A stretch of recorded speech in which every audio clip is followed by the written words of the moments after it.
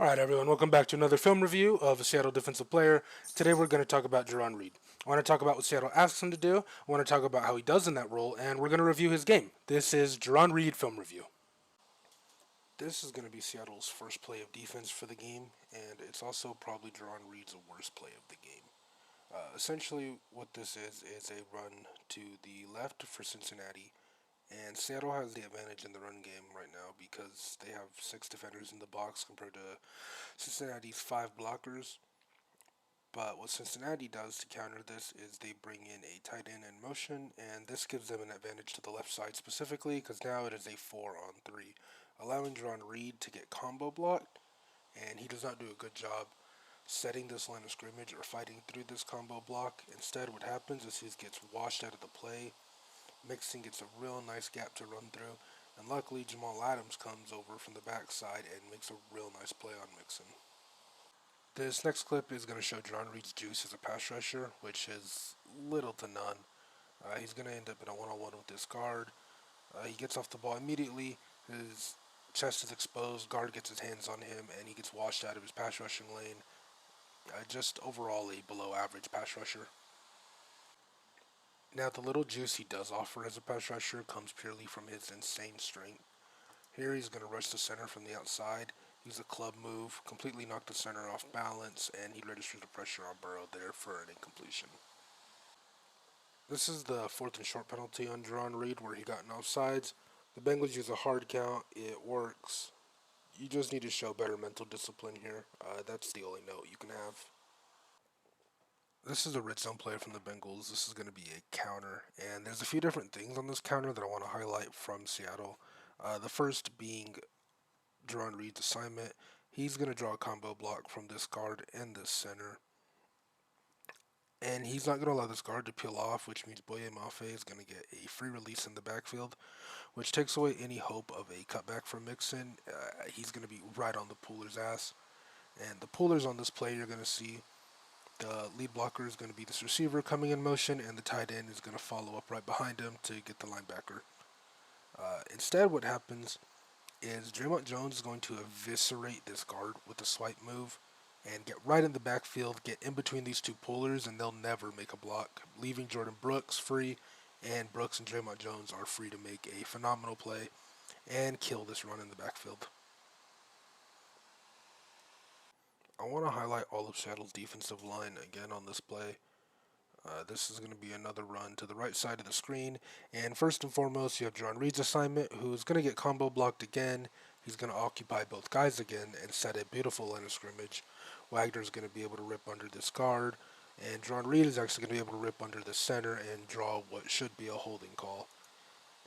Now, on the actual play side, Draymond Jones is going to be responsible for this A gap, and Wosu is going to slant inwards. He has this B gap, which means Brooks is responsible for the C, and Jamal Adams has this D, and you have Woolen playing a outside contain. Now, Nwosu gets washed out of this play because he's off balance from his momentum from sprinting in, so he gets thrown out, leaving this gap open. Now, what Brooks has to do is keep his helmet in this hole and force Mixon outside to Adams or Woolen, who is also keeping contain. Instead, what he does is he tries to go around this tackle, leaving his gap vacated and allowing Mixon to have an easy lane to run through for a 4-yard gain in the red zone. This play falls on Brooks. So here I have 3 plays dialed up, back to back to back, that show exactly what Jarran Reed offers Seattle as a pass rusher. On this first play, it's going to be just a quick throw. He's rushing from the 4-eye. There's essentially nothing he can do here because it has to be a quick pass rush move. He doesn't have that in his pass rushing arsenal.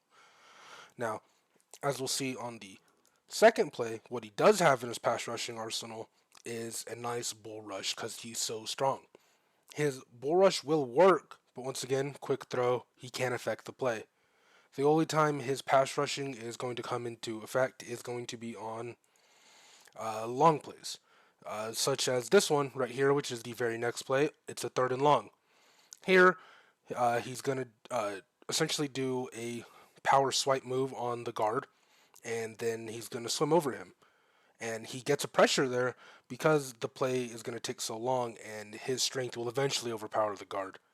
So Jarran Reed will affect long developing plays, but essentially has no effect on the short developing ones. Here's another inside run play from the Bengals. It's going to go to the A gap opposite of Jarran Reed, and I'm going to show it from this angle because I want to show that he actually does keep Bobby Wagner free here. Bobby Wagner just loses Mixon on the run play. Now what happens is he draws this combo block.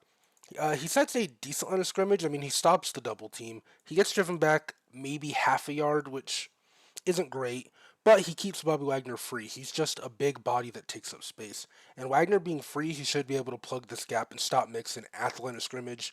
I believe Wagner kind of loses Mixon and all this trash, and Mixon's able to get 2 or 3 more yards, and he really should have gotten on that play. But it's an overall nice rep from Jarran Reed. Now here's one of the greatest plays in all of football. It's going to be a sack from the one technique nose, Jarran Reed. Now what happens here is they're going to roll out to the left, which means they're going to pull this guard to give Burrow some extra protection outside while he rolls out. Now this center does not move laterally with Jarran Reed at all. He's garbage. Ron Reed is able to rip under him, trails Burrow. Burrow is kind of hesitant because of this outside edge. He comes back, right back into Reed for a sack. That's a great play. You'll love to see that from your nose guard. This is actually going to be a bonus play. Jarran Reed does not contribute much to this pass rush, but I do want to highlight the defensive tackle opposite of him, which is Draymond Jones, who I believe is Seattle's best interior pass rusher by a mile. He always has active hands, good moves, but he's also very strong, as he shows here. He's going to convert a speed to power and absolutely bully this guard right into Burrow.